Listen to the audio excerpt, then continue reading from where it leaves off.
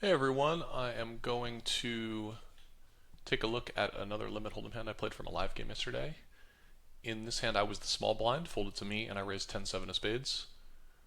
Big blind defended, flop came queen jack 6 rainbow with one spade. I went for a bet, I got raised. I decided to peel. Turn was the jack of spades, so I picked up the flush draw. I went for a check raise, got called, and the river was an offsuit ace, and I fired the last barrel and got called by queen 9 and lost. So I'm gonna go through this a little bit. First thing to note is that it was a good decision to bet the flop, basically a range bet, and in small blind versus big blind we don't get so many flops where we have range bets, so it's important to know which ones are and which ones aren't. In game I felt that I have an opportunity to 3-bet the flop sometimes out of position, and Pio Solver seems to agree with me after facing a flop raise. Oh, real quick, let's just look at what Villain should do. So notice that Villain raises this flop a lot because he, again, folds the flop a lot. So when you have a high fold percentage, you have a high raise percentage. He's folding all his trash. He needs to start raising for value. Otherwise, he's just telling me he has a good hand, but he's not getting value for it anyway.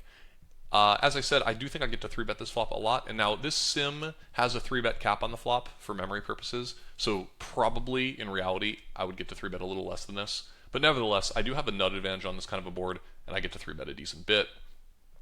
Hands that look like they're mostly 3-betting tend to be mostly the good hands, like top pair. My hand would not be a particularly good candidate of 10-7 of spades. But, there's some funny combos thrown in here, ace-king, suited, backdoor flush draw, some open-enders, 10-9, etc. Anyway, I went with call in game, and when the turn was the jack of spades, pretty much pure check. Notice that Villain is not supposed to double barrel 100% of the time. He should find some checks with some of his funny bluffing hands on the flop, like some king x. Let's see, some jack x probably is gonna. Oh no slow plays from jack x, but maybe some 6x is gonna check. Yeah, so some hands like 6-4 of hearts, 6-3 of clubs, things like this that maybe raised flop are now going to check. King 6. So anyway, Villain bet. In game, he probably bets his entire range. And I get to raise here 20%. Notice that I'm basically just raising all my jacks. That's pretty much my value range. Aces that were slow played. And then some bluffs. So what are the bluffs? Well, here's a nice one. 10-8 off. This one has a gutter. It's not quite enough to continue as a call, so it decides to go for the bluff. 9-8 off, more or less the same. How about my hand? 10-7 of spades. So it looks like it's a bit of a thing. It's not a crazy idea.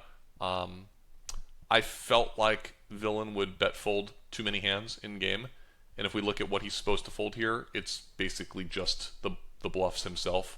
He folds some 6x, so maybe if Villain would bet the turn here with his entire range, and I am targeting these 6x hands nicely, I'm not sure Villain would actually raise the 6x on the flop. That would be a small concern. I'd have to dive deeper into it to see whether that makes a lot of sense. He certainly isn't folding any queen x, in theory.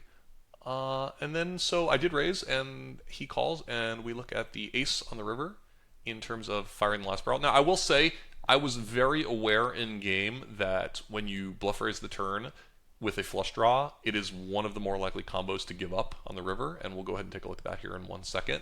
I felt at the time that I was going to give up on like a brick, but when the ace came, it was a little too good for me, and I went for it. It turns out that that's not really the case, because the reality is that my value raising range on the turn was basically jack x, so the ace does not really help me all that much. And indeed, it does look like my hand would have been a good give up as we start to look at the pattern that we typically see in Pile Solver. 10-7 of spades is a give up. Let's look at some other hands, like 9-7 of spades is mostly a give up. 9-5 of spades still wants to bet a little bit more. 8-5 of spades wants a little bit more, but some of these flush draw combos do start to give up at times. The hands that want to barrel the most, notice, look at these 10-8 combos. The ones that want to fire the last barrel mostly do not have the spade. If they have the spade, they're more inclined to check because they want Villain to have a missed flush draw. So that's just kind of a good pattern that you should be aware of when you're playing. I was just going to look real quick if the river had been a deuce. I was planning on giving up, and it does indeed look like this makes some sense. We're actually betting this river card less. We were betting 88% on the ace and only 80% on the deuce. It looks like we do indeed have more give-ups on this card.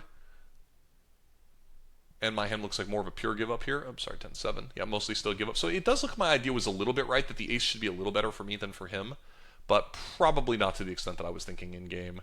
And probably I should have gone with my original idea of just giving up. But I didn't, and I lost an extra bet. All right, that's it. Let me know what questions you have.